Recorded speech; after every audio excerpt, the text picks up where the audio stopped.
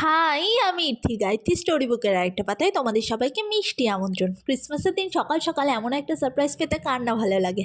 আমার ছোট্ট একটা স্টুডেন্ট স্বর্ণালী সকালবেলা উঠেই দেখছি আমার জন্য ওই চকলেট আর পেস্ট্রিটা দিয়ে গিয়েছে। আর আজ এই কিউট সান্টাটা আমি এঁকেছি। মা আজ লাঞ্চে বানিয়েছিল ভাত, একরকম ভাজা আর চিকেন কারি। আমাদের বাড়ি থেকে কিছুটা দূরে একটা ছোট চার্চ আছে, আর সেখানেই সন্ধ্যাবেলা রেডি হয়ে আমি পৃথা আর সঙ্গীতা চলে গিয়েছিলাম।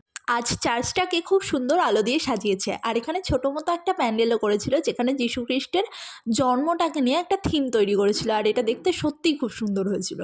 চারিদিকে এত আলো ঝলমল করতে দেখে মনটাও ঝলমলে হয়ে গেল। আর এই যে আমি, পৃথা আর সঙ্গীতা, আমরা এখানে কিছু ফটো তুলে নিয়েছিলাম। আর তারপর আমরা চার্চের ভিতরটা ঘুরে দেখার জন্য এসেছিলাম, আর চার্চের ভিতরটাও খুব সুন্দর ফুল দিয়ে সাজিয়েছে। তারপর আমরা মেলায় চলে আসলাম, আর মেলায় এখানে প্রচুর জিনিস ছিল। আর যেহেতু আমাদের এখানে একটাই চার্চ, লোকও অনেক এসেছিল, তো প্রথমেই আমরা মেলায় এসে ফুচকা খেয়ে নিয়েছিলাম। আর যে কোনো মেলায় গেলে এই দুটো জিনিস আমাকে খুব অ্যাট্রাক্ট করে, একটা হচ্ছে কি এই ফুলের দোকান, আর 2 নম্বর এই বেলুন আর বাবলসগুলো। আর তারপর সামনে এই পাপড়ি চাটের দোকানটা দেখে আমরা তো লোভ সামলাতেই পারলাম না, নিয়ে নিলাম 1 প্লেট পাপড়ি চাট। আর পাপড়ি চাটটা সত্যিই দারুণ খেতে হয়েছিল। আর যতই ঠান্ডা পড়ুক না কেন, মেলায় এসছি, একটা আইসক্রিম তো খেতেই হয়।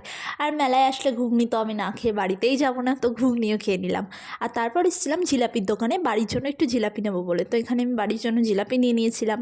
আর চার্চের সামনের মাঠে অনুষ্ঠান হচ্ছিল, একটা বাচ্চা মেয়ে কি সুন্দর নাচছিল, তা দাঁড়িয়ে একটু ওর নাচটা দেখছিলাম। তারপর বাড়ি এসে গরম গরম জিলাপি খেয়ে কম্বলের মধ্যে ঢুকে ভাইয়ের আনা বাদাম খাচ্ছিলাম। আর হ্যাঁ, তোমাদের সবাইকে তো বলতে ভুলেই গেছি, মেরি ক্রিসমাস।